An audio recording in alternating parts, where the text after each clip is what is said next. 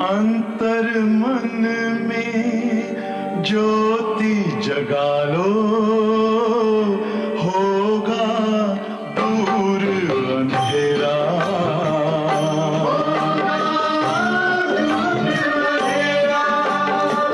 शिव का कर लो ध्यान, आ रहा पावन पुण्य सवेरा।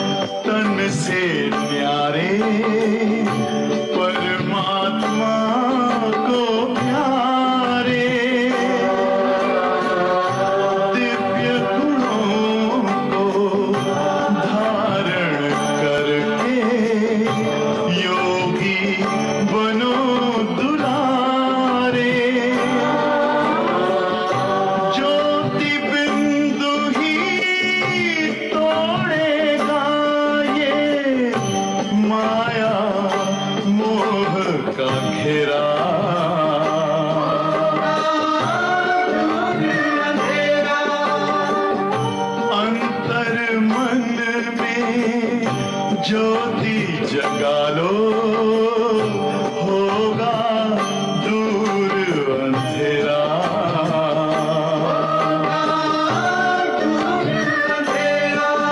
ओम शांति, ओम शांति, ओम शांति।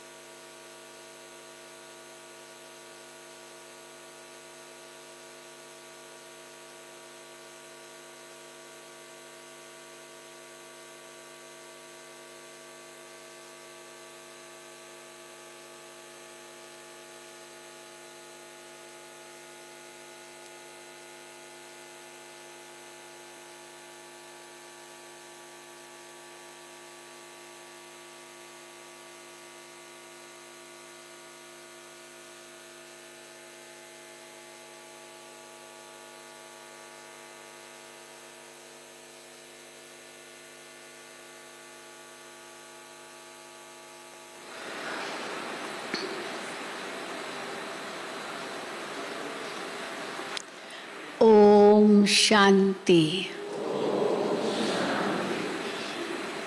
बाबा कहते हैं तुम बच्चों के सिर पर बहुत पापों का बोझा है। इस जन्म का तो बोझा है ही, लेकिन 63 जन्मों का बोझा है।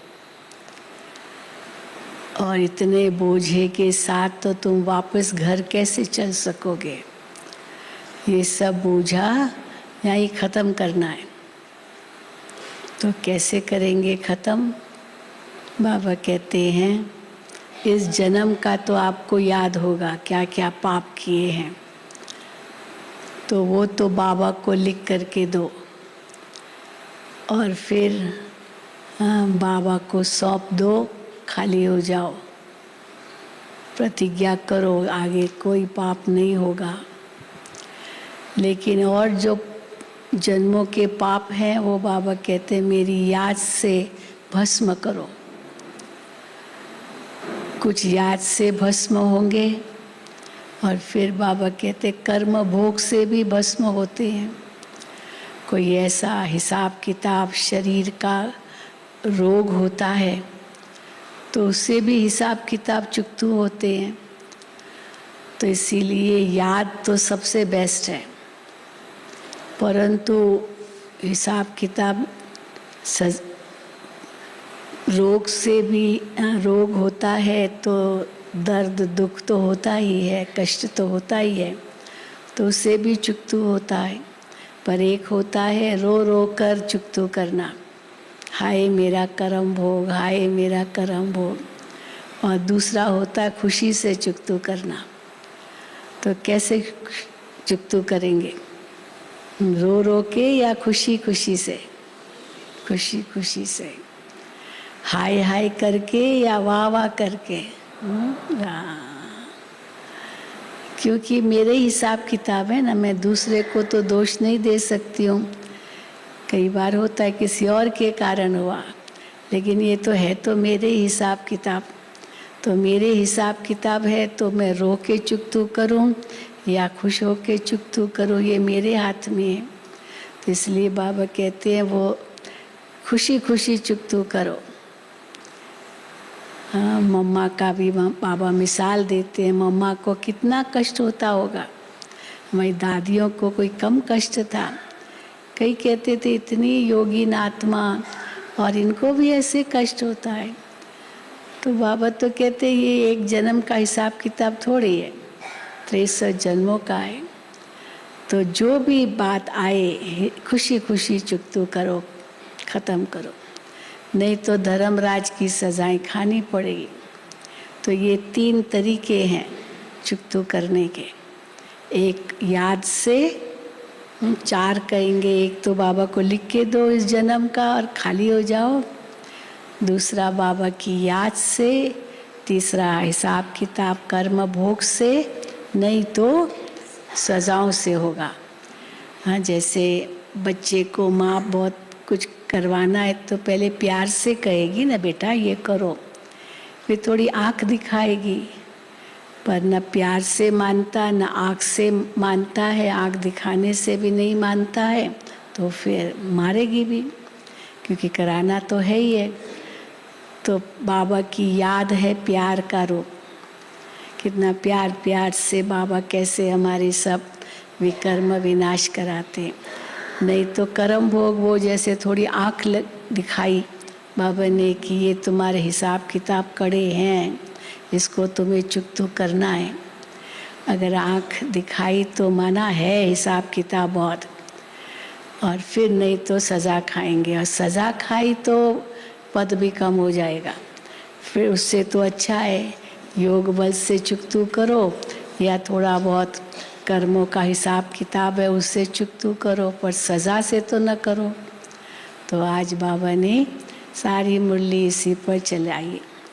और फिर बाबा कहे कि तुम इस समय शिव बाबा पर बलिहार जाते हो, जाते ना बलिहार शिव बाबा पर, तुम एक जन्म बलिहार जाते हो तो बाबा 21 जन्म तुम पर बलिहार जाते, सर्व प्राप्तियां करा देते हैं। तो कैसे बलिहार जाते हैं वो भी बाबा ने बताया। तो सुनेंगे बाबा के महावाक्य। आज 14/6/2022 है। मीठे बच्चे, 21 जन्मों की पूरी प्रारब्ध लेने के लिए बाप पर पूरा पूरा बलि चढ़ो। पूरी प्रारब्ध लेनी है तो पूरा पूरा बलि चढ़ो, अधूरा नहीं। उस दिन भी बाबा ने कहा ना, अधूरा होगा, एक पाँव यहाँ एक पाँव वहाँ तो चीर जाएंगे। तो बाबा कहते अधूरा नहीं, बलि चढ़ना अर्थात बाप का बन जाना। बलि चढ़ने का मतलब ये नहीं गला काट के बाबा को देना, बाबा को वो नहीं चाहिए, परंतु बाप का बन जाओ, यही है बलि चढ़ना। तो मीठे बच्चे, 21 जन्मों की पूरी प्रारब्ध लेने के लिए बाप पर पूरा पूरा बलि चढ़ो, अधूरा नहीं। बलि चढ़ना अर्थात बाप का बन जाना। बाप का बन जाने में भी बहुत गुह्य राज है। प्रश्न है, किस गुह्य बात को समझने के लिए बेहद की बुद्धि चाहिए? मोटे रूप से तो चलो समझते, परंतु है बहुत वो गुह्य बात, और उसके लिए बेहद की बुद्धि चाहिए। ऐसा कौन सा गुह्य राज है? उत्तर है, यह बेहद का बना बनाया ड्रामा है। जो पास्ट हुआ वो ड्रामा भगवान ने अपनी रचना का जो भेद है वो खोल दिया है। जैसे इमरजेंसी गेट होता है ना, बस में होता है, ट्रेन में होता है, हवाई जहाज में भी होता है। तो अगर कुछ ऐसी बात आई तब वो इमरजेंसी गेट खोलते हैं। तो इसी प्रकार ड्रामा का राज ये इमरजेंसी गेट है। कोई बात हो गई, ड्रामा कह के उसको फुल स्टॉप लगाओ। तो बाबा कहते हैं ये बेहद का बना बनाया ड्रामा है। जो पास्ट हुआ वो ड्रामा, अब ये ड्रामा पूरा होता है, हम घर जाएंगे, फिर नई सिर पाठ शुरू होगा। सोचो, फिर नए सिर, फिर सतयुग में आएंगे, फिर नीचे आएंगे, फिर नए सिर पाठ शुरू होगा। ये गुह्य बातें समझने के लिए बेहद की बुद्धि चाहिए। बेहद रचना का ज्ञान बेहद का बाप ही देते हैं। प्रश्न है दूसरा भी, मनुष्य किस बात में हाय हाय कर रड़ी मारते हैं और तुम बच्चे खुश होते हो? जाते ना हॉस्पिटल में, किसी से मिलने जाते हैं, तो बाबा के बच्चे भी हॉस्पिटल में एडमिट तो होते ही हैं। तो हम देखते हैं बाबा के जो बच्चे ज्ञानी तो आत्मा, वो कितने मुस्कुराएंगे, मैं मिलने जाते मुस्कुराते, पर दूसरा बेड वाला तो चिल्लाता ही रहेगा, रोता ही रहेगा। तो देखो बाबा कहते हैं, मनुष्य किस बात में हाय हाय कर रड़ी मारते हैं और तुम बच्चे खुश होते हो? उत्तर है, अज्ञानी मनुष्य थोड़ी सी बीमारी आने पर रड़ी मारते हैं, चिल्लाते हैं। तुम बच्चे खुश होते हो क्योंकि समझते हो ये भी पुराना हिसाब किताब चुकतू हो रहा है। गीत है, तूने रात गंवाई सोए के, दिवस गंवाया खाए के, हीरा जन्म अमोलक कौड़ी बदले खोए के। ओम शांति। वास्तव में ओम शांति कहने की भी जरूरत नहीं है, परंतु कुछ न कुछ बच्चों को समझाना ही होता है, परिचय देना होता है।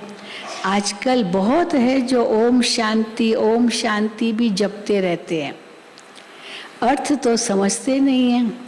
ओम शांति माना हम आत्मा का स्वधर्म शांत है, ये तो ठीक है, परंतु फिर लोग क्या कहते, चलो ओम शांति का फिर भी ठीक है, लेकिन लोग क्या कह देते हैं, फिर कहते हैं ओम कहकर फिर शिवो हम कह देते हैं। अब ये तो गलत हो गया ना, ओम भी कहा, शांति कहो तो ठीक है, पर फिर शिवो हम कह दिया, ये तो गलत हो गया, वो फिर रॉन्ग हो गया। वास्तव में इन गीतों आदि की भी जरूरत नहीं है। दुनिया में आजकल कन रस बहुत है, गीत भजन कीर्तन भक्ति मार्ग में तो बहुत कन रस है ना। दुनिया में आजकल कन रस बहुत है, इन सभी कन रस में फायदा कुछ भी नहीं। मन रस तो अभी ही आता है, बाबा के ज्ञान से मन रस मिलता है, मन का रस। मन रस तो अभी ही आता है, एक बात का, बाबा के ज्ञान का। बाप बच्चों को सम्मुख बैठ समझाते हैं, कहते हैं तुमने भक्ति तो बहुत की, अब भक्ति की रात पूरी हो, प्रभात हो रही है। हाँ, प्रभात हो रहा है ना, रात पूरी हो गई, अब भक्ति की रात पूरी हो, प्रभात हो रही है। प्रभात का बहुत महत्व है, भक्ति में भी कहते हैं राम सिमर प्रभात मोरे मन, तो इसलिए प्रभात का बहुत महत्व है। प्रभात के समय बाप को याद करना है, प्रभात के समय भक्ति भी बहुत करते हैं, माला भी जपते हैं। ये भक्ति मार्ग की रस्म चली आती है। तो बाप कहते हैं बच्चे अब ये नाटक पूरा होता है, फिर चक्र रिपीट होता है, वहाँ तो भक्ति की दरकार ही नहीं है। अब भक्ति की भी अति हो गई है, फिर अति के बाद भक्ति का भी अंत, फिर वहाँ तो कोई भक्ति होती नहीं है, दरकार ही नहीं है। खुद ही कहते हैं कि भक्ति के बाद भगवान मिलता है, चलो भक्ति की भगवान मिल गया, फिर थोड़ी भक्ति करेंगे। तो भक्ति के बाद भगवान मिलता है, भगवान को याद करते हैं क्योंकि दुखी हैं। जब कोई आफत आती है, वह बीमार पड़ते हैं, तो भगवान को याद करते हैं। भक्त ही भगवान को याद करते हैं। डॉक्टर्स भी कहेंगे अब भगवान को याद करो। अगर कोई बहुत ऐसा पेशेंट है, बहुत ही सीरियस है और उसका ऑपरेशन होना है, तो उनके रिश्तेदार कहेंगे डॉक्टर साहब ठीक हो जाएगा ना, डॉक्टर साहब ठीक हो जाएगा, चिंतित होते हैं। तो डॉक्टर क्या कहता है, भाई मैं तो अपने हाथों से ट्रीट कर रहा हूँ, मैं तो उपचार कर रहा हूँ, निदान करना ये तो भगवान के हाथ में, आप लोग भगवान को याद करो। तो बाहर अंदर ऑपरेशन होता रहता और बाहर रिश्तेदार भक्ति करते हैं और भगवान को याद करते हैं। तो इसलिए बाबा कहते हैं तो भगवान को याद करते, कोई आफत आती है, वह बीमार पड़ते हैं तो भगवान को याद करते हैं। भक्त ही भगवान को याद करते हैं। सतयुग त्रेता में भक्ति होती नहीं तो सारा भक्ति कल्ट हो जाए। अगर सतयुग त्रेता में भी भक्ति हो फिर तो मानो सारा कल्प ही भक्ति हो जाए। भक्ति ज्ञान और बाद में है वैराग्य। भक्ति के बाद फिर है दिन कहा जाता है नई दुनिया को। भक्ति ज्ञान वैराग्य, ये अक्षर ठीक है।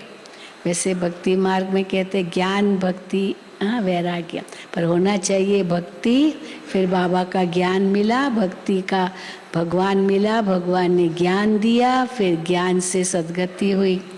तो परंतु ज्ञान मिलने से वैराग्य आया। तो भक्ति ज्ञान वैराग्य, ये अक्षर ठीक है। वैराग्य किसका? ज्ञान मिला तो किसका वैराग्य? पुरानी दुनिया, पुराने संबंध आदि से वैराग्य।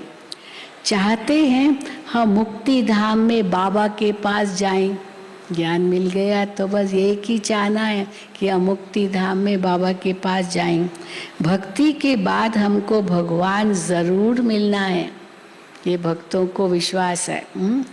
भक्तों को ही भगवान बाप मिलता है। अब हमको बाबा मिला है तो हम विश्वास से कहते हैं ना, हमने सबसे जास्ती भक्ति की है। ऐसा कोई है जो कहेगा नहीं मैंने तो बहुत थोड़ी भक्ति की है। चलो इस जन्म में भक्ति की भी नहीं होगी, लेकिन 63 जन्म तो कितनी भक्ति की होगी, तभी तो बाबा मिला है। तो बाबा कहते हैं भक्ति के बाद हमको भगवान जरूर मिलना है। भक्तों को ही भगवान बाप मिलता है। भक्तों को सद्गति देना ये भगवान का ही काम है, और कुछ करना नहीं है। क्या करना है हम बच्चों को? और कुछ करना नहीं है, सिर्फ बाप को पहचानना है।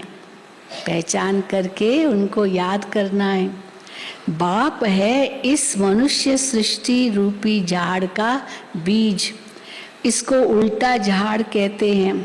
बीज से झाड़ कैसे निकलता है, ये तो बड़ा सहज है। सहज है ना समझना, बीज से झाड़ कैसे निकलता है। अभी तुम जानते हो ये वेद शास्त्र ग्रंथ आदि पढ़ना, जप तप करना, ये सब भक्ति मार्ग है। ये कोई भगवान को पाने का सच्चा मार्ग नहीं है। भगवान को पाने का सच्चा मार्ग भगवान खुद ही आकर बताते। कैसे मेरे से मिल सकते हो, मुझे कैसे पहचान करके मुझे याद करो। तो बाबा कहते हैं तो ये कोई भगवान को पाने का सच्चा मार्ग नहीं है। सच्चा मार्ग तो भगवान ही दिखाते हैं, मुक्ति जीवन मुक्ति का।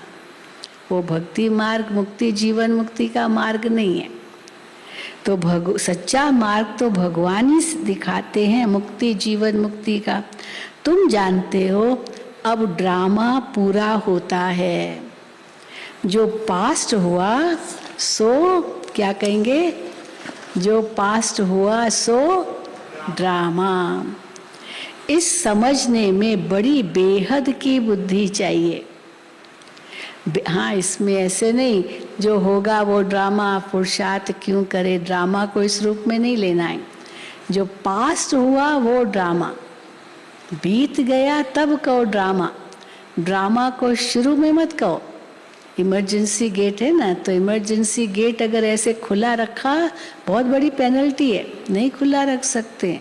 मुझे याद है हम कहाँ स्वीडन डेनमार्क गए थे, वहाँ तो इतना कॉशियस रहते। इमरजेंसी गेट होते हर बिल्डिंग में, हर मकान में भी इमरजेंसी गेट होता है। वो ऐसे नहीं खोल सकते। अगर बाई चांस खुला रह गया तो वो कहते प्लीज़ क्लोज डो, इसको खुला मत रखो। तो एक बार हमने खोल दिया तो भाई वहाँ से तो बहुत सहज है रोड पर जाना उस इमरजेंसी गेट से। तो कहा नहीं बिल्कुल नहीं। मैंने कहा ये तो इसलिए खोला क्योंकि इतना लंबा जा कर के फिर हम जाएं रोड पर। तो कहा नहीं बहन जी, अगर पुलिस ने देख लिया आपको पेनल्टी भरनी पड़ेगी।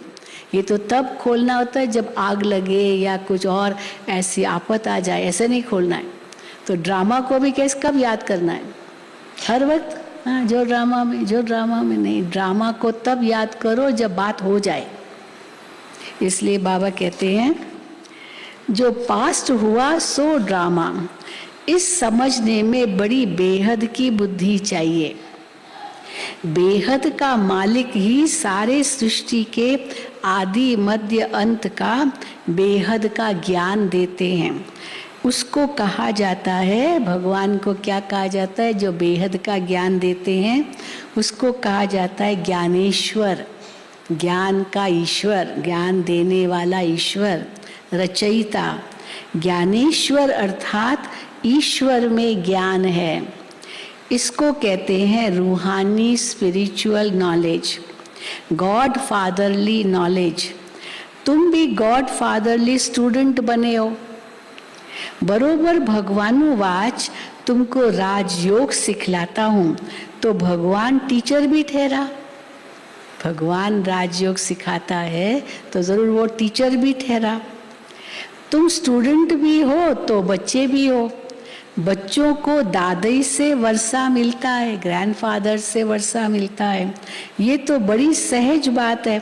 बच्चा अगर लायक नहीं है तो बाप लात मार करके भी निकाल देते हैं। लौकिक में भी होता है, बच्चा एकदम नालायक, खाली पैसा ही पैसा मांगता रहता है बाप से, मेहनत कुछ नहीं करता, कमाई कुछ नहीं करता, खाली बाप से लेता ही रहता है। बाप कहेगा निकल जाओ घर से। तो बाबा कहते हैं अगर बच्चा लायक नहीं है तो बाप लात मार कर निकाल देते हैं। धंधे आदि में जो अच्छे मददगार होते हैं उनका ही हिस्सा लगता है। कौन से बच्चे को बाप हिस्सेदार बनाएगा? जो लायक होगा उनका ही हिस्सा लगता है। तो तुम बच्चों को भी दादे की मिल्कियत पर हक है, वो है निराकार। बच्चे जानते हैं हम अपने दादे से वर्षा ले रहे हैं, वही स्वर्ग की स्थापना करते हैं, नॉलेजफुल है। ब्रह्मा विष्णु शंकर को पतित पावन नहीं कहेंगे, केवल एक को ही पतित पावन कहेंगे। वो तो देवता ही हैं, उनको सद्गति दाता भी नहीं कहेंगे, पतित पावन भी नहीं कहेंगे, सद्गति दाता भी नहीं कहेंगे ब्रह्मा विष्णु शंकर को। वो तो एक ही है सद्गति दाता। याद भी सभी एक को ही करते हैं। बाप का पता न होने के कारण फिर कह देते हैं सब में परमात्मा है। वो एक बाप का पता नहीं है, इसीलिए कह देते हैं सब में परमात्मा है। अगर कोई को साक्षात्कार हो जाता है, मान लो किसका भी वो भक्त है तो उसको अपने इष्ट का साक्षात्कार हो जाता है, तो समझते हैं हनुमान ने दर्शन कराया। हनुमान के भक्त को हनुमान का ही दर्शन चाहिए, उसको और किसी का दर्शन हो जाए तो संतुष्ट थोड़ी होगा, हनुमान का ही दर्शन चाहिए। तो बाबा कहते हैं बाप तो समझते हैं अगर कोई को साक्षात्कार हो जाता है तो समझते हनुमान ने दर्शन कराया, चलो अपने इष्ट का दर्शन हो गया। लेकिन ये थोड़ी सोचेगा कि ये शिव बाबा ने कराया, वो कहेगा हनुमान ने ही मुझे अपना दर्शन कराया। भगवान तो सर्वव्यापी है।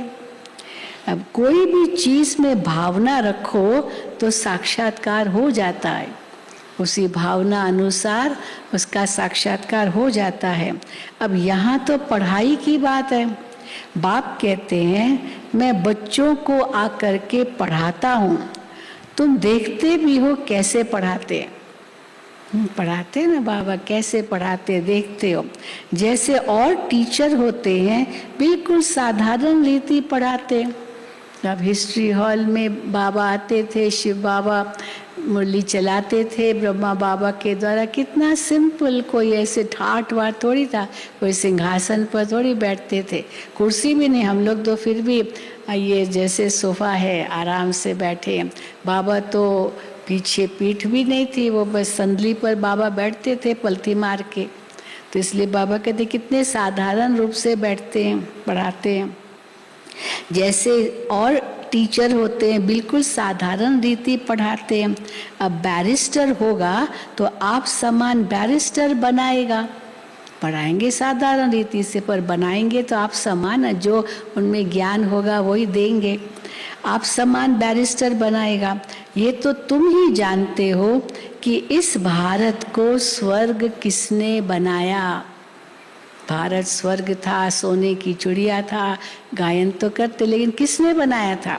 बाबा कहते तुम जानते हो कि इस भारत को स्वर्ग किसने बनाया था। भारत में रहने वाले सूर्यवंशी देवी देवताएं कहाँ से आए? अभी तो कोई नहीं है, कहाँ से आए वो देवी देवताएं? मनुष्यों को बिल्कुल पता नहीं है। अभी है संगम, तुम संगम पर खड़े हो, दूसरा कोई भी संगम पर नहीं है। उनको तो संगम का पता ही नहीं है। वो तो किसी से पूछो अभी कौन सा युग है, कहेंगे कलयुग। कोई नहीं कहता संगम युग है, केवल ब्राह्मण बच्चे ही कहते हैं संगम युग है। तो तुम संगम पर खड़े हो, दूसरा कोई संगम पर नहीं है। ये संगम का मेला देखो कैसा है। बच्चे आए हैं बाबा से मिलने, ये मेला है कल्याणकारी। आत्मा परमात्मा का मेला है कल्याणकारी। संगम युग कल्याणकारी, तो ये कितना कल्याणकारी मेला है। बाकी और जो भी कुंभ के मेले आदि लगते हैं उनसे कोई प्राप्ति नहीं। सच्चा सच्चा कुंभ का मेला कहा जाता है संगम को। गाते हैं आत्मा परमात्मा अलग रहे बहुकाल, फिर सुंदर सुहावना मेला कर दिया। कब? जब सतगुरु मिला दलाल। ये समय कितना अच्छा है, ये संगम का समय कितना कल्याणकारी है, क्योंकि इस समय ही सबका कल्याण होता है। अभी ही सबका कल्याण होता है, बाकी तो उतरते ही आते हैं। क्योंकि इस समय ही सबका कल्याण होता है। बाप आकर सबको पढ़ाते हैं, वो है निराकार स्टार। शिव बाबा है निराकार स्टार। लिंग रूप रखा है समझाने के लिए। क्यों लिंग रूप रखा है? समझाने के लिए। बिंदी रखने से तो कुछ समझ न सके, तुम समझा सकते हो। आत्मा एक स्टार है, बाप भी स्टार है। जैसे आत्मा वैसे परम पिता परमात्मा। रूप में तो अंतर नहीं है, फर्क नहीं है रूप में। तुम्हारी आत्मा भी नंबरवार है। कोई की बुद्धि में कितनी नॉलेज भरी हुई है, कोई की बुद्धि में कितनी। आत्माएं तो सब नंबरवार है। तो बाबा कहते किस अनुसार नंबरवार है? कोई की बुद्धि में ज्ञान कितना भरा हुआ है, कोई की बुद्धि में कितना, कोई की बुद्धि में कितनी। अभी तुम समझते हो हम आत्माएं कैसे 84 जन्म भोगते हैं। हर एक को अपना हिसाब किताब भोगना ही पड़ता है। कोई बीमार पड़ते हैं, हिसाब चुकतू करना है। ऐसे नहीं कि ईश्वरीय संतान को ये भोगना नहीं होती है। भगवान के बच्चे इतना योग लगाते फिर भी ये कर्म भोग क्यों होना चाहिए? कर्म भोग बाबा कहते ऐसे सोचना नहीं है। कोई बीमार पड़ते हिसाब किताब चुकतू करना है, ऐसे नहीं ईश्वरीय संतान को ये भोगना क्यों होती है। बाप ने समझाया है बच्चे, जन्म जन्मांतर के पाप हैं। भल कुमारी है, अब कुमारी तो अभी विकारों की सीढ़ी चढ़ी नहीं है, तो भी बीमार तो होती है ना। को भल भी कुमारी है, अब कुमारी से क्या पाप हुआ होगा, परंतु ये तो अनेक जन्मों का हिसाब किताब चुकतू होना है ना। हाँ, जन्म से ही रोगी, कहीं तो जन्म से ही पैदा हुआ और रोगी पैदा हुआ, तो ये तो पूर्व जन्मों का हिसाब किताब है। तो परंतु ये तो अनेक जन्मों का हिसाब किताब चुकतू होना है ना। बाबा ने समझाया है इस जन्म में भी किए हुए पाप अगर सुनाएंगे नहीं तो अंदर वृद्धि को पाते रहेंगे। कम से कम इस जन्म का तो बाबा को सुना के हल्के हो जाओ, और जन्मों का तो पता नहीं है। तो बाबा कहते अगर इस जन्म के पाप सुनाएंगे नहीं तो अंदर ये पाप वृद्धि को पाते रहेंगे। बतला देने से फिर वो वृद्धि नहीं होगी और हल्के भी हो जाएंगे। हाँ, सच बताने से हल्के हो जाते ना। वैसे भी सबसे नंबर 1 भारत पावन था, अब भारत सबसे पतित है, तो उन्हों को मेहनत भी जास्ती करनी पड़ती है। भारतवासियों को। और इतने न पतित बने न कोई इतने पावन बनते हैं, तो इसलिए उनको मेहनत भी कम करनी पड़ती है। हम पावन भी बहुत बनते हैं और पतित भी बहुत बनते, इसलिए ज़्यादा मेहनत करनी पड़ती है। तो उन्हों को मेहनत भी जास्ती करनी पड़ती है, तो ज़्यादा जो बनने हैं। जो सर्विस बहुत करते हैं समझ सकते हैं हम ऊंच नंबर में जाऊंगा। कुछ हिसाब किताब रहा हुआ होगा तो भोगना पड़ेगा, ये भी जानते हैं। ऐसे तो नहीं, हाँ मैं तो बहुत तंदुरुस्त हूँ, मैंने तो कभी जीवन में एक गोली भी नहीं खाई है, बड़े नशे से कहते हैं कई, और कल देखो तो बीमार पड़ गया, अपनी नज़र लग गई। कईयों को अपनी नज़र लग जाती है, खुद बड़ा नशा दिखाते हैं, मेरे को कोई प्रॉब्लम नहीं है, न शुगर है न ब्लड प्रेशर है न कोई कभी बुखार हुआ, कभी कुछ नहीं हुआ बहन जी, मैं बहुत तंदुरुस्त हूँ। और फिर अगले दिन देखो क्या हुआ, बीमार हो गया। अरे कैसे बीमार हो गया? कहा मैं तो, मुझे तो कुछ नहीं होता है, पर ज़रूर अपनी नज़र लग गई। तो बाबा कहते हैं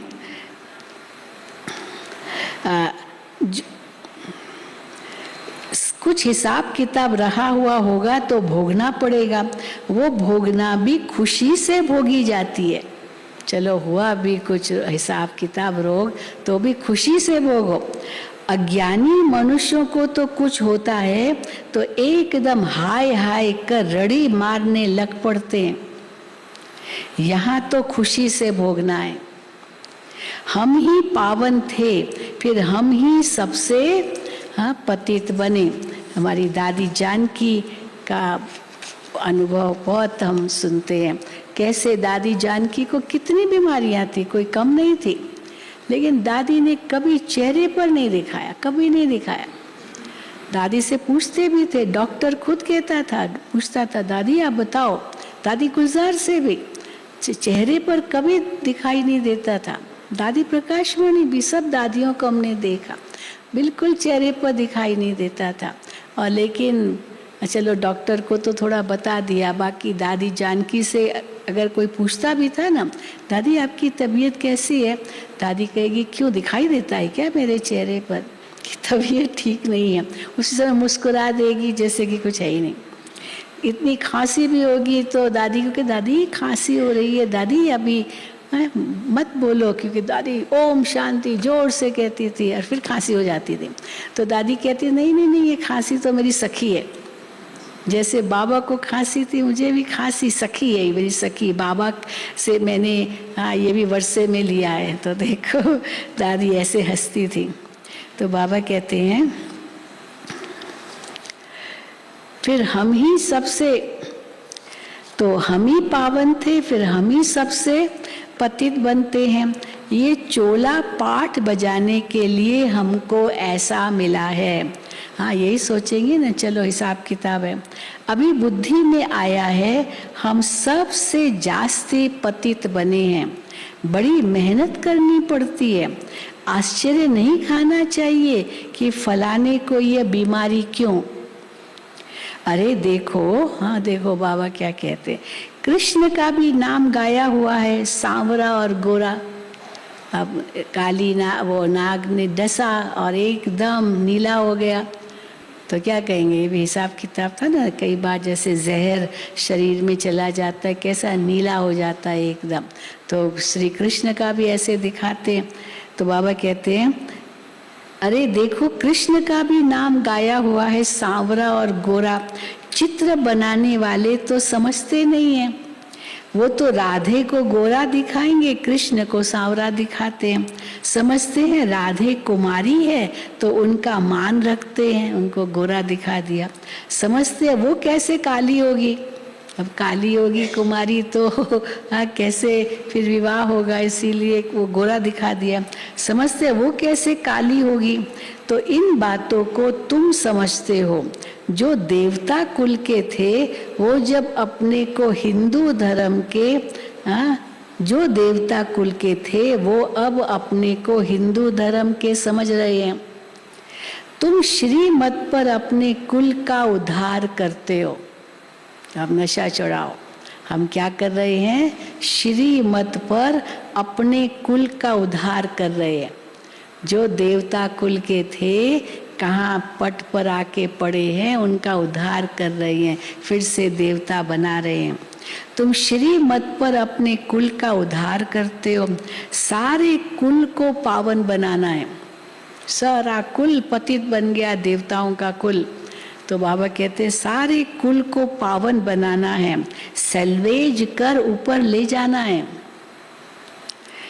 तुम सैल्वेशन आर्मी हो ना, बाप ही दुर्गति से निकाल सदगति करते हैं। वही क्रिएटर, डायरेक्टर, मुख्य एक्टर गाया हुआ है। मुख्य एक्टर भी शिव बाबा है। क्यों मुख्य एक्टर? हम ऐसे तो हम कहते लक्ष्मी नारायण मुख्य एक्टर है, सतयुग से अंत तक, कलयुग अंत तक उनका पूरा पाठ है। लेकिन आज बाबा कहते मुख्य एक्टर ब्रह्मा शिव बाबा है। कैसे?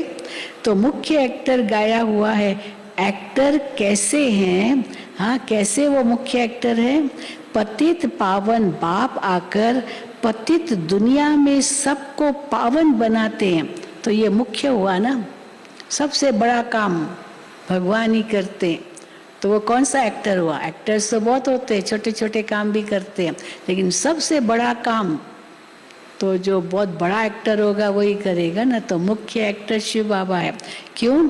क्योंकि पतित पावन बाप आकर पतित दुनिया को इस में सभी को पावन बनाते हैं। तो मुख्य हुआ ना। ब्रह्मा विष्णु शंकर को कोई करण करावनहार नहीं कहेंगे, उनको नहीं कहेंगे ये पतित पावन या वो सदगति दाता है। ब्रह्मा विष्णु शंकर को कोई करण करावनहार नहीं कहेंगे। अभी तुम अनुभव से कह सकते हो। अब करण करावनहार का परिचय क्या, अर्थ क्या है? बाबा कहते हैं तुम अनुभव से कह सकते हो। बाबा जिसको करण करावनहार कहते हैं वो इस समय पाठ बजाते हैं। मुख्य एक्टर है ना, वो पाठ बजाते इस समय, करण करावनहार करते भी हैं, कराते भी हैं।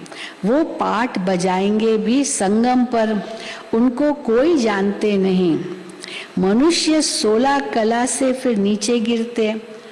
मनुष्य वैसे भगवान को करण करावनहार कहते, लेकिन किस रूप में कहते करण करावनहार? वही करता है वही कराता है, सब कुछ वही करता वही कराता, ऐसे नहीं। लेकिन संगम पर आकर के ज्ञान देते हैं, ये करते हैं और कैसे पावन बनाते हैं, आत्माओं को घर ले जाते हैं, ये करते हैं और आत्माओं से भी कार्य कराते, तो करावनहार भी हुए। तो बाबा कहते करण करावनहार का अर्थ भी हम बच्चे ही समझते हैं। बाबा जिसको करण करावनहार कहते हैं वो इस समय पाठ बजाते हैं। वो पाठ बजाएंगे भी संगम पर, उनको कोई जानते नहीं। मनुष्य 16 कला से फिर नीचे गिरते हैं। आहिस्ते आहिस्ते कला कम होती जाती है। हर जन्म में कुछ न कुछ कला कम होती है। तभी तो 16 से 14 कला आए और फिर 14 कला से फिर 12 कला हो गए, फिर 10 कला होंगे, फिर 8 कला, फिर देखो अभी कोई कला नहीं। आत्मा की सारी कलाएं खत्म, पवित्रता की शक्ति खत्म। मनुष्य 16 कला से फिर नीचे गिरते हैं। आहिस्ते आहिस्ते कला कम होती जाती है। हर जन्म में कुछ न कुछ कला कम होती है। सतयुग में 8 जन्म लेने पड़ते हैं। एक एक जन्म ड्रामा अनुसार कुछ न कुछ कला कमती होती जाती है। अब नया कपड़ा पहनो वो कितना चमकता है, पर एक बार भी धुलाई करके फिर पहनो वो चमक में फर्क तो पड़ ही जाएगा ना। फिर दूसरी बार करो तो और चमक में फर्क पड़ जाएगा। तो बाबा कहते एक एक जन्म ड्रामा अनुसार कुछ न कुछ कला कमती होती जाती है। अभी है चढ़ने की बारी, अभी तक थी सारे कल्प में गिरने की बारी और अभी संगम पर है चढ़ने की बारी। जब पूरे चढ़ जाएंगे फिर क्या होगा? जब पूरे चढ़ जाएंगे बाबा कहते फिर धीरे धीरे उतरेंगे। हाँ, वो एक खिलौना दिखाते, एक मछली दिखाते, वो तार पर है तो धीरे धीरे धीरे धीरे नीचे उतरती जाती। फिर इसको ऐसे करो तो हाँ फिर चढ़ गई, तो फिर धीरे धीरे नीचे होता। आत्माएं भी ऐसे ही है। तो बाबा कहते हैं जब पूरे चढ़ जाएंगे फिर धीरे धीरे उतरेंगे। बच्चे जानते हैं अभी ये राजधानी स्थापन हो रही है। राजधानी में तो हर प्रकार के चाहिए, इसीलिए पुरुषार्थ भी सबका अपना अपना है। राजधानी में तो हर प्रकार के चाहिए, जो अच्छी रीति श्रीमत पर चलते हैं वो ऊंच पद पाते हैं। तो ऊंच पद पाना है तो क्या करना पड़ेगा? अच्छी रीति श्रीमत पर चलना पड़ेगा। सो भी जब पूछे ना, अब कई मूझते रहते पूछते कुछ नहीं है, तो जो मनमत में आता करते रहते। बड़ों से पूछो, बाबा से पूछो, देखो बाबा श्रीमत क्यों नहीं देते अभी भी। हाँ, कई बहुत मूंझ जाते हैं तो हम कहते जाओ बाबा के कमरे में जाओ, बाबा की झोपड़ी में जाओ, और कोई ऐसी बात है हाँ या ना तो 2 चिट्ठी लिखो, एक में हाँ लिखो, एक में ना लिखो, और फिर बाबा को कहो बाबा भाई आप ही हमको बताओ, तो एक चिट्ठी उठाएंगे उसमें हाँ आएगा। फिर हम कहते जाओ दोबारा पूछो, अगर उसमें फिर से हाँ आता है मना बाबा ने हाँ कहा है। तो इसीलिए, और कईयों को ऐसे होता है बार बार हाँ ही आता है, ना नहीं आता है, मना हाँ बाबा ने स्वीकृति दी है। तो बाबा कहते हैं अब अभी ये राजधानी स्थापन हो रही है, राजधानी में तो हर प्रकार की चाहिए, जो अच्छी रीति श्रीमत पर चलते वो ऊंच पद पाते हैं। सो भी जब पूछे ना, बाबा को अपना पूरा पोता मेल भी भेजे तब बाबा राय दे सकते हैं। ऐसे नहीं बाबा तो सबको जानते हैं, हाँ बाबा को क्या बताऊं, बाबा तो सबको जानते हैं, ऐसे नहीं। वो तो सारी दुनिया के आदि मध्य अंत को जानते हैं, वो तो जानते हैं, एक एक की दिल को तो नहीं बैठ जानेंगे, वो तो आपको बताना पड़ेगा बाबा को। वो तो नॉलेजफुल है। बाबा कहते हैं मैं आदि मध्य अंत को जानता हूँ, तब तो बताता हूँ कि तुम ऐसे ऐसे गिरते हो, फिर ऐसे ऐसे चढ़ते हो। ये पाठ भारत का है मेन, एकदम ऊपर तक चढ़ना फिर एकदम नीचे तक आना, ये भारत का मेन पार्ट है, भारत का ही है मेन। भक्ति तो सब करते हैं, जो सबसे जास्ती भक्ति करते हैं उनको पहले सद्गति मिलनी चाहिए, ये लॉ है। जो सबसे जास्ती भक्ति करते उनको सबसे पहले ज्ञान भी मिलना चाहिए, उनको सबसे पहले सद्गति भी मिलनी चाहिए। पूज्य थे फिर 84 जन्म भी उन्होंने लिए, भक्ति भी उन्होंने ही की नंबरवार। भल इस समय जन्म मिला है परंतु आगे जन्म के पाप तो है ना। अभी बल कुमारी है, छोटे हैं, चलो पाप फिर भी जन्म का कोई पाप नहीं भी होगा, लेकिन पूर्व के हैं। तो भल इस समय जन्म मिला है परंतु आगे जन्म के पाप तो है ना, वो कटते हैं याद के बल से। याद ही डिफिकल्ट है तुम्हारे लिए, बाबा कहते हैं तुम याद में बैठो तो निरोगी बनेंगे। मन अगर शक्तिशाली है तो तन भी तंदुरुस्त हो ही जाता है। तो बाबा कहते तुम्हारे लिए, बाबा कहते तुम याद में बैठो तो निरोगी बनेंगे। बाबा से वर्षा मिलता है सुख शांति पवित्रता का, निरोगी काया या बड़ी आयु भी मिलती है सिर्फ याद से। नॉलेज से तुम त्रिकालदर्शी बनते हो। त्रिकालदर्शी का अर्थ भी कोई नहीं जानते, तीनों कालों का ज्ञान बाबा कहते, त्रिकालदर्शी का अर्थ भी कोई नहीं जानते। रिद्धि सिद्धि वाले भी बहुत होते हैं, वो त्रिकालदर्शी किस रूप में मानते? बाबा कहते हैं यहाँ बैठे भी लंदन की पार्लियामेंट आदि देखते रहेंगे और लोग समझते ये त्रिकालदर्शी है। वो तो आप टीवी पर भी देख सकते हो, उसके लिए त्रिकालदर्शी क्या होना, वहाँ क्या हो रहा है। तो बाबा कहते ये यहाँ बैठे लंदन की पार्लियामेंट आती देखते रहेंगे, परंतु इस रिद्धि सिद्धि से फायदा कुछ भी नहीं, ये तो गलत तरीका है ना। तो इसलिए बाबा कहते फायदा कुछ भी नहीं। दीदार भी होते हैं दिव्य दृष्टि से, इन नैनों से नहीं। चलो पार्लियामेंट भी देखी, यहाँ बैठे बैठे ब्रिटिश के लंदन में पार्लियामेंट हाउस है जो है, तो वहाँ पर देख लिया, तो ये आंखें थोड़ी देख रही है, वो तो दिव्य दृष्टि देख रही है। तो दीदार भी होते हैं दिव्य दृष्टि से, इन नैनों से नहीं।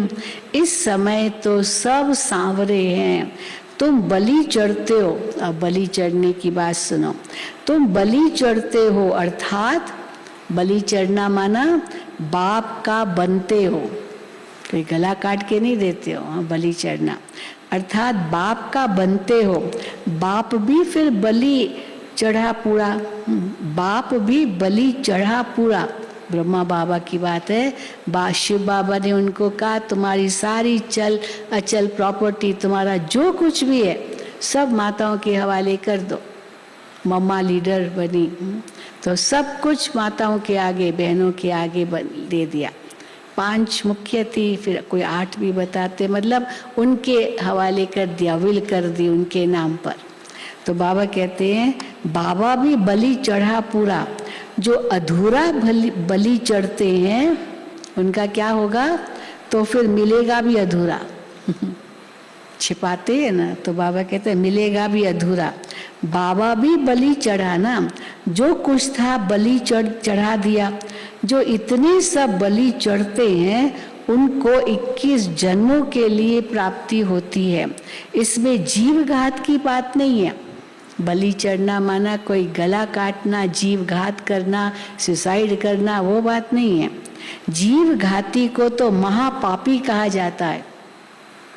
जीव घाती महापापी।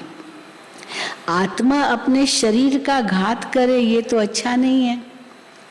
मनुष्य दूसरे का गला काट लेते हैं, ये अपना काट लेते हैं। हत्या करते तो जैसे उनका गला काटते हैं, पर सुसाइड करना माना जैसे अपना गला काटना। तो मनुष्य दूसरे का गला काट लेते हैं, ये तो अपना काट लेते हैं, इसलिए जीव घाती महापापी कहा जाता है। बाप मीठे मीठे बच्चों को कितना अच्छी रीति समझाते हैं। तुम जानते हो कल्प के संगम युग पर इस कुंभ के मेले में आते हैं। कौन आते हैं? बाप भी आते हैं, बच्चे भी आते हैं। ये वही माता पिता है जो कल्प के संगम युगे आते हैं। ये वही माता पिता है। कहते हैं बाबा, हाँ बच्चे बाबा को कहते हैं बाबा आप ही हमारे सब कुछ हो। बाबा भी कहते हैं हाँ बच्चे तुम आत्माएं हमारे हो। कैसे बन जाते एक दो के? स्त्री पुरुष भी कैसे एक दो के बन जाते हैं? वो कहेंगे तुम हमारी हो, कहेंगे तुम हमारे हो, बस हो गए एक दो के। तो बाबा भी को भी हम कहते हैं बाबा आप हमारे हो, तो बाबा भी कहते हैं हाँ बच्चे आप हमारे हो, मैं भी आपका हूँ। बाबा कहते हैं बच्चे आप ही हमारे सब कुछ हो। हाँ कहते हैं बच्चे बाबा आप ही हमारे सब कुछ हो। तो बाबा भी कहते हैं हे बच्चे तुम आत्माएं हमारे हो। तुम बच्चे जानते हो शिव बाबा आया हुआ है कल्प पहले माफिक। जिन्होंने पूरे 84 जन्म लिए हैं उनको श्रृंगार कर रहे हैं। हाँ हो रहा है ना श्रृंगार?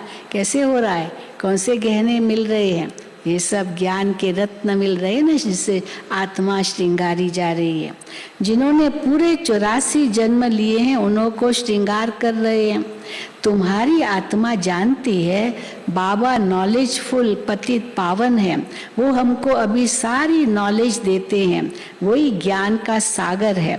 इसमें शास्त्रों की तो कोई बात ही नहीं है। यहाँ तो देश से सब कुछ भूल अपने को आत्मा समझना है। एक बाप के बने हो तो और सब भूल जाना है। एक बाप के बने हो तो और सब कुछ भूल जाना है।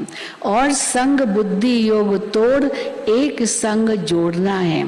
गाते भी हैं हम तुम्हारे संग ही जोड़ेंगे, है ना, मीरा के भजन है, हम तुम्हारे संग ही जोड़ेंगे। बाबा हम पूरे बलिहार जाएंगे। बाप भी कहते हैं हम भी तुम्हारे ऊपर पूरा बलिहार जाएंगे। तुम 1 जन्म जाओ, मैं 21 जन्म जाऊं। मीठे बच्चे सारे विश्व की राजाई का तुमको मालिक बनाता हूँ। मैं तो निष्कामी हूँ। बाबा तो कुछ भी अपने परम धाम तो नहीं ले जाएंगे। मैं तो निष्कामी हूँ। मनुष्य भल कहते हैं निष्काम सेवा करते। ये निष्काम सेवा मनुष्य भी कहते हैं, बहुत सामाजिक सेवा करते हैं ना, कहते हैं मैं इसका कुछ लेता नहीं हूँ, मैं तो निष्काम सेवा कर रहा हूँ। तो बाबा कहते हैं मनुष्य भल कहते हैं निष्काम सेवा करते हैं, परंतु फल तो मिलता है ना। कितना भी वो कहे मैं निष्काम करता हूँ, पर फल तो मिलता है ना। बाप निष्काम सेवा करते हैं, ये उनके लिए ठीक लगता है, शिव बाबा के लिए। करता है करता है परंतु अकर्ता है। क्यों अकर्ता है? क्योंकि कर्म और फल का चक्र नहीं है उनके साथ। तो बाबा कहते हैं मैं तो निष्कामी हूँ, तो मनुष्य भल कहते हैं परंतु फल तो मिलता है ना। बाप निष्काम सेवा करते हैं, ये भी तुम जानते हो। आत्मा जो कहती है हम निष्काम सेवा करते हैं, ये कहाँ से सीखे हैं ऐसे कहना कि हम निष्काम सेवा करते हैं? ये तुम जानते हो निष्काम सेवा बाबा ही करते हैं। तो बाबा कहते हैं मैं निष्काम सेवा करता हूँ, ये शब्द सीख लिया और लोग कहते हैं कि हम निष्काम सेवा करते हैं। तो बाप ही निष्काम सेवा करते हैं, आते ही कल्प के संगम पर हैं, अभी भी तुम्हारे सम्मुख बैठे हैं। कहेंगे ना, है ना बाबा हमारे संग। बाप खुद कहते हैं मैं तो हूँ निराकार, मैं तुमको यह वर्षा कैसे दूं, सृष्टि के आदि मध्य अंत का ज्ञान कैसे सुनाऊं, इसमें प्रेरणा की तो बात ही नहीं है। रथ का आधार लेते हैं, शिव जयंती मनाते हैं तो जरूर आता हूँ ना। मैं आता हूँ भारत में, भारत की महिमा सुनाते हैं। भारत तो बिल्कुल महान पवित्र था, अब फिर से बन रहा है। बाप का कितना बच्चों पर लव है। देखो सारी मुरली कितना बाबा प्यार बरसा रहे हैं हम बच्चों पर। बाप का कितना बच्चों पर लव है। अच्छा, मीठे मीठे सिकील दे बच्चों प्रति माता पिता बाप दादा का याद प्यार और गुड मॉर्निंग। रूहानी बाप की रूहानी बच्चों को नमस्ते। हम रूहानी बच्चों की रूहानी बाप दादा को याद प्यार गुड मॉर्निंग और नमस्ते।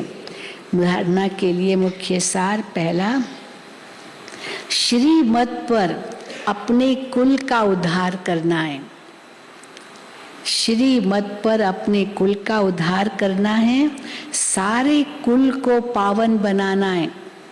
जो देवी देवता कुल है सारे कुल को पावन बनाना है। बाप को अपना सच्चा सच्चा पोता मेल देना है।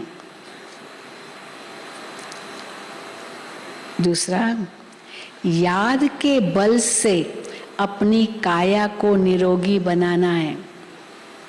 याद के बल से अपनी काया को निरोगी बनाना है।